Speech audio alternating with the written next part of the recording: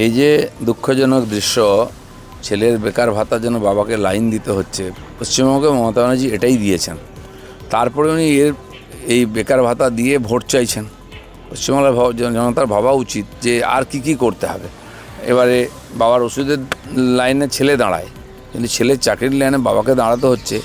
এই দুর্ভাগ্যজনক পরিস্থিতি পশ্চিমবাংলায় চলছে। এবার কে ভাতা পাবে, কতজন পাবে, কিসের আধারে পাবে, সে তো যখন পাবে বোঝা যাবে। যুব আড্ডা আর ভাতা দুটো আলাদা জিনিস। ভাতা হচ্ছে লোভ দেখিয়ে লোককে নিয়ে আসে। আমরা যুবদের ডাকছি তাদের সমস্যা শোনার জন্য, তারা কি চায়, কেমন পশ্চিমবঙ্গ চায়, তাদের স্বপ্ন কী আছে এটা জানার জন্য। সেটাকে সফল করার চেষ্টা করবে বিজেপি ক্ষমতা এলে। আর যুবদেরই দায়িত্ব আছে, তারা তাদের মতো যদি বাংলা চায় তাহলে বাংলায় পরিবর্তন করুক। 1000 চাকরির জন্য 15 লক্ষ লোক পরীক্ষা দেয়, সে তো ক্যাটাগরিক্যালি থাকে। এখানে তো কয়েক গুণ হবে এই সংখ্যাটা। এখন তো আসল সংখ্যা কোটি পার হয়ে যাবে। তো হয়তো উনি জানতে চাইছেন কত বেকারকে উনি রাখতে পেরেছেন পশ্চিমবাংলায়, তার লিস্ট তৈরি হবে। এই যে যুব সাথী সারা পড়েছে, বাংলায় বিপুল চাকরি হচ্ছে, বিপুল কর্মসংস্থান হচ্ছে, সারা দেশে বেকারত্ব বাড়ছে, বাংলায় কর্মসংস্থান বাড়ছে, কিন্তু তার মধ্যেও যুবদের একটা খরচা থাকে। যারা এখনও পুরো চাকরি পায়নি, নানা ধরনের যাতায়াত, ফর্ম পরীক্ষা দেওয়া, সেখানে অভিভাবকের মতো মমতাদি পাশে দাঁড়িয়েছেন, সবাই সাড়া দিচ্ছেন, বিজেপির গাত্র দেওয়া হচ্ছে। এবার তো তোমরা তো বছরে 2 কোটি চাকরি দেবে বলেছিলে, তো 14 থেকে 26 12 বছর 24 কোটি চাকরি কই?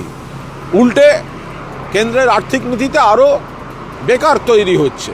আর যুবদের আড্ডা বিজেপি যদি বলে, যাদের লোক নেই, যারা BLA 2 দিতে পারে না, BLA 2-র নিয়ম ছিল বুথের কর্মীকে সেই বুথের BLA 2 হতে হবে। বিজেপির নিজের পাড়ায় লোক নেই, এই কমিশনকে দিয়ে তারপরে বাইরের ছেলেদের অ্যালাউ করিয়েছে।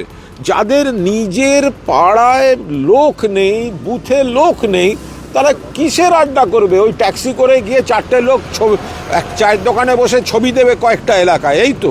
এর সঙ্গে পাড়ার মানুষের কোনো সম্পর্ক নেই। বেকারত্ব তো 100% কমেছে। পশ্চিমবঙ্গটা তো আর ভারতবর্ষের বাইরে নয়।